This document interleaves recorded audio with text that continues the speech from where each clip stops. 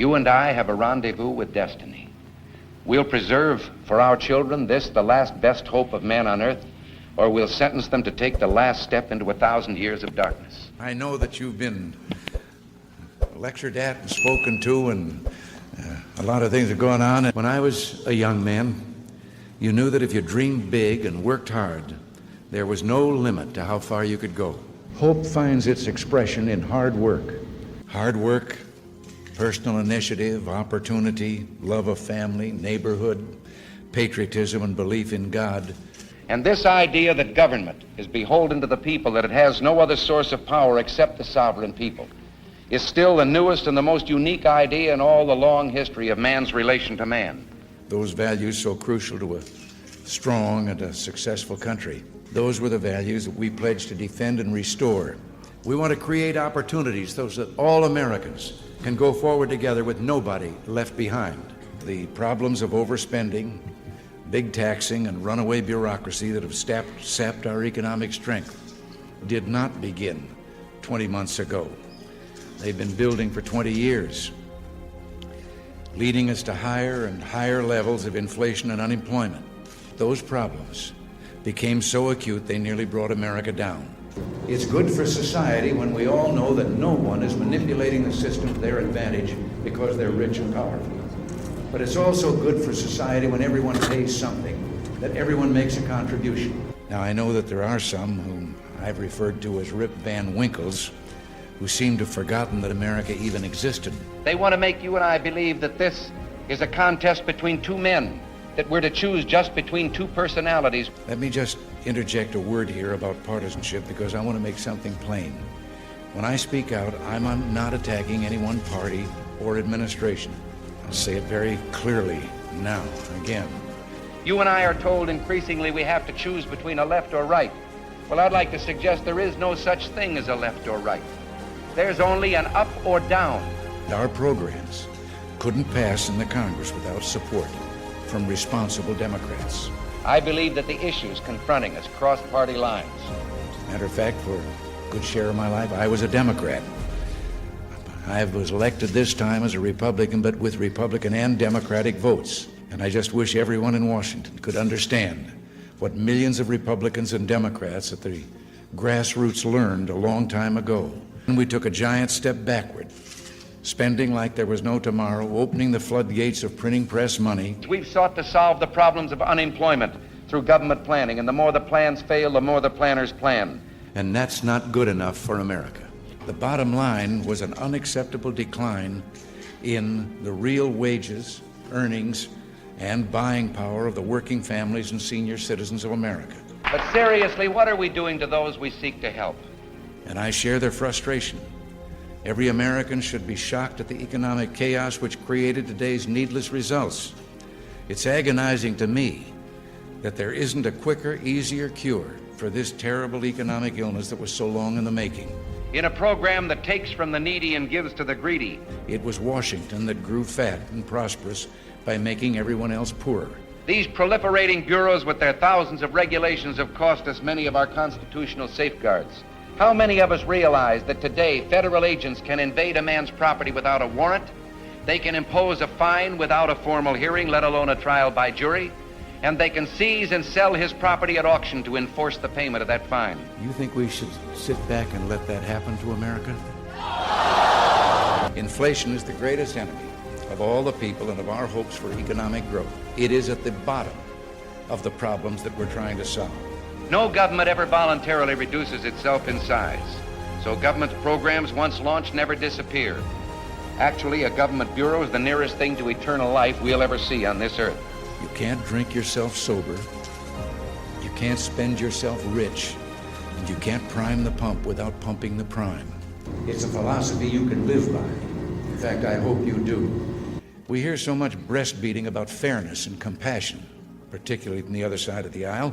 The ultimate in individual freedom consistent with law and order, or down to the ant heap of totalitarianism. And regardless of their sincerity, their humanitarian motives, those who would trade our freedom for security have embarked on this downward course. Those who help tax and spend this nation to the brink of bankruptcy should be the last ones delivering lectures on the most fair, effective way to end the crisis. Winston Churchill once said that when a train's running on the wrong track downhill, you can't try to stop it by building a brick wall across the track. You have to slow it down, then go in reverse back to the junction so you can switch it over to the right track. And that's what we're doing. We believe the money people earn belongs to them, not to government. And it's about time they were allowed to keep a bigger share. Now, you and I can fight that battle for them. We must fight it, and we will. We are beginning still. Every day brings fresh challenges and opportunities to match. That's still not enough, but we're headed in the right direction and we'll make progress. It'll determine the kind of America that we pass on. Tragically, unemployment is always one of the last to turn around. That money has to be felt, that increased spending, that has to result then in more orders, increased productivity, resulting in the callback of the people that have been laid off. We can assert that the time has come to move forward. We still have a long way to go.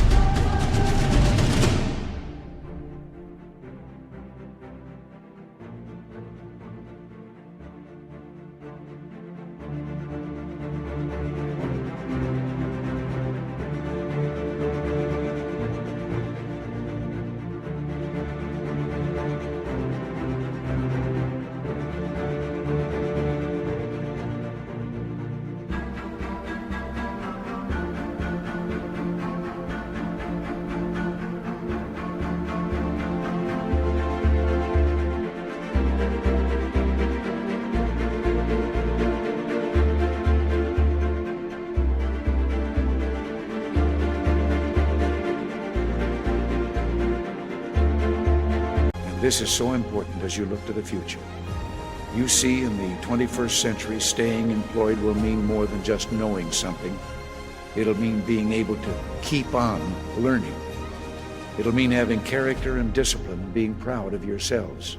What people want and certainly deserve is less political delay and demagoguery and more action to reduce the burden of that terrible trillion-dollar debt on their children and grandchildren. It would be like having a coach tell an Olympic swimmer that he had to swim down that pool carrying an anvil, or a runner to sprint with a ball and chain around his ankle. And let me tell you one other thing I know for sure. No force on earth can stop individuals from achieving great goals when they have the will and the heart to pull together and work together. As Dwight Eisenhower once told us some years ago, what counts is not...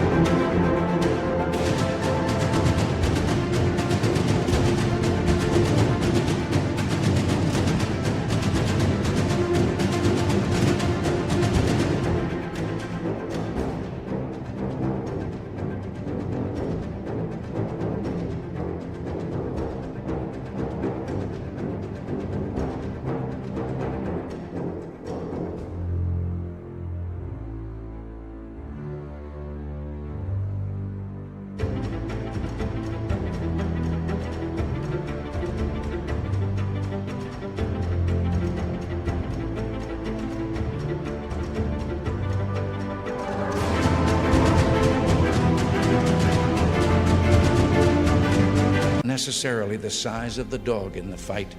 It's the size of the fight in the dog. Our origins matter less than our destinations, and that's what democracy is all about. We can turn the hopes of our people into the renewal of all the dreams and opportunities that our nation was placed on this earth to provide. Stronger economically, militarily, and yes, even morally. Where our young men and women can dream great dreams and make them come true.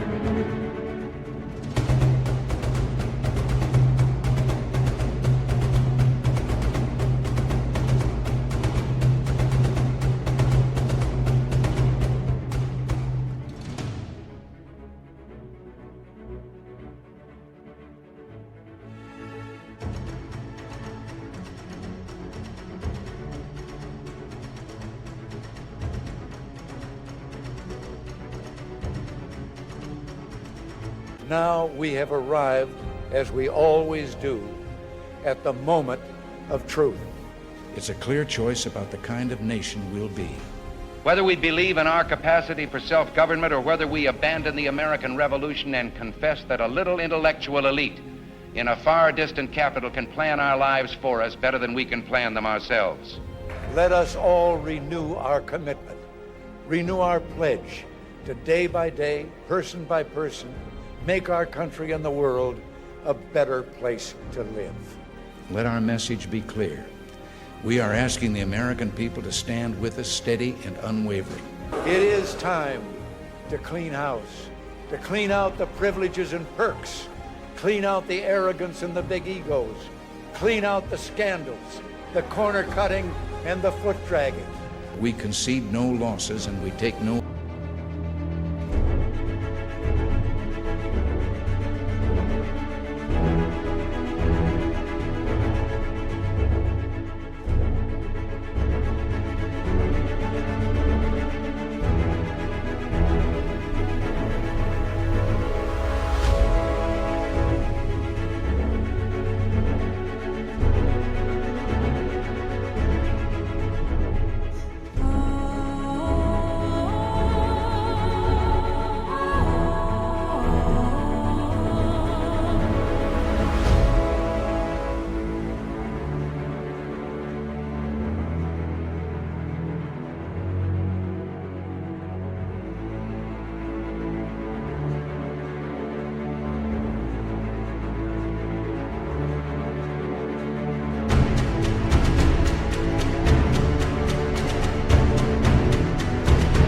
victories for granted. We can stand tall and proud on our record and on the hopes that we offer for the future.